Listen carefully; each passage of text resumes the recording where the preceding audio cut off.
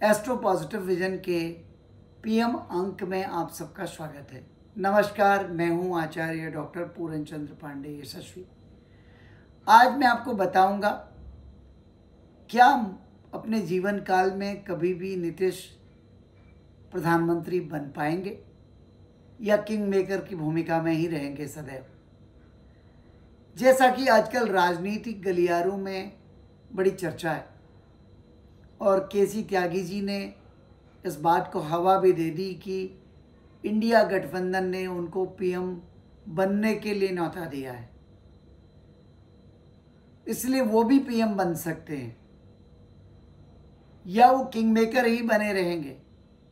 Internet से प्राप्त सूचना के अनुसार हमने उनकी जन्म पत्रिका बनाई और उसके अनुसार हम आपको राजयोगों की चर्चा करेंगे। इसकी ऑथेंटिसिटी के बारे में हम दावा नहीं करते, लेकिन जो भी सूचना मिली है वो बड़ी रोचक है। नीतीश कुमार की जन्म पत्रिका में 1 मार्च 1951 का जन्म है और 13:20 दिन के, और बख्तियारपुर बिहार का जन्म है। इनकी पत्रिका में मिथुन लग्न है और वृश्चिक राशि। लग्नेश जो बुध है वो भाग्यस्थान में बैठा है और 10वें भाव में भौम भार्गव योग बन रहा है, जहाँ शुक्र उच्च राशि में बैठा है और मंगल लाभेश होके षष्ठेश होके बैठा है। शनि की भी केंद्रवर्ती स्थिति है। बुध और शनि एक्सचेंज हो रहे हैं, चतुर्थेश भाग्य में और भाग्येश चतुर्थ में। ये कई सारे योग बनाते हैं और निसंदेह हम पिछले 15 साल से देख रहे हैं नीतीश कुमार सीएम बनकर बैठे हैं और एनडीए के साथ कई बार मिलकर के उन्होंने सरकार बनाई और कई बार अलग अलग पदों पर कार्य भी किया। अभी तक तो नीतीश कुमार की इमेज किंग मेकर की ही बनी रही है, वो किंग डायरेक्टली बन नहीं पाए। इस बार जो राजनीतिक गलियारों में चर्चा है उसका क्या दृष्टिकोण दिखाई देता है।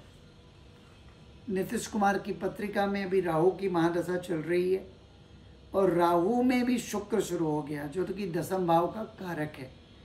10th हाउस में शुक्र बैठा है और अच्छी स्थिति में उच्च का बैठा है, तो निसंदेह यह सत्ता में तो बने रहेंगे, इसके पूरे संकेत हैं। ये तो बिहार में सीएम बनकर बैठे हैं, बीच में इन्होंने एक बार पलटी खाई थी, ये आरजेडी के साथ मिलकर के सरकार बनाई और इलेक्शन आते आते ये फिर से एनडीए के साथ आ गए। अब ये सरकार को समर्थन दे रहे हैं। इनके पास 12 सांसद हैं और तेलुगु देशम पार्टी के साथ ये बीजेपी के एनडीए अलायंस के मुख्य घटक दल हैं। चूँकि मलाईदार डिपार्टमेंट पाने की होड़ भी लगी हुई है और इस समय नेगोशिएट करने का भी रहा है। पत्रिका में इस समय शुक्र की उपस्थिति ये दिखाती है 10वें घर में। निसंदेह ये पहले से ज़्यादा इन्फ्लुएंशियल होंगे। आगे जब बिहार के चुनाव होंगे उसमें भी इनको इसका फ़ायदा मिलेगा और ये हो सकता है बने रहें। और मुझे लगता है प्रधानमंत्री बनने के चांसेस कम हैं, क्योंकि राहु में शुक्र चल रहा है और राहु इनके भाग्य स्थान में बैठा हुआ है। उसकी प्लेसमेंट उतनी अच्छी नहीं है। सूर्य के साथ राहु सूर्य ग्रहण योग भी बना रहा है। बुध और शुक्र इनके अच्छे ग्रह हैं। शुक्र की स्थिति 2026 मई में ख़त्म होगी, फिर इनका सूर्य आ जाएगा जो कि अप्रैल 27 तक जाएगा। सूर्य भी शनि की राशि में बैठा है, अर्थात मुझे नहीं लगता इनको अपने जीवन काल में ये कभी भी प्रधानमंत्री पद प्राप्त कर पाएंगे।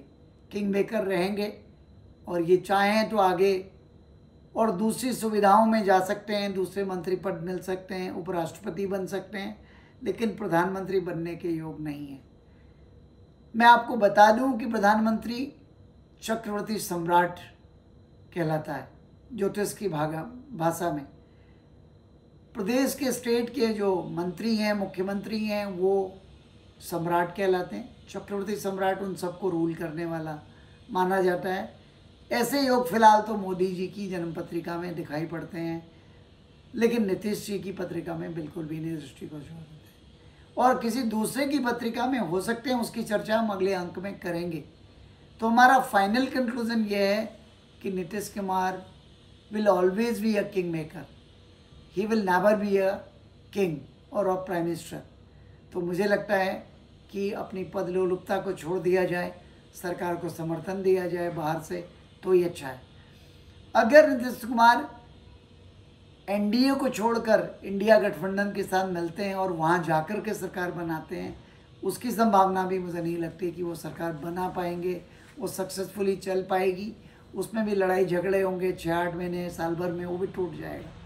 तो बेहतर है कि इसी दल में बने रहें और उसमें बीजेपी का जो क्रूशियल पीरियड है अप्रैल 2025 से अक्टूबर 2026, उस टाइम को किसी तरह निकालना है।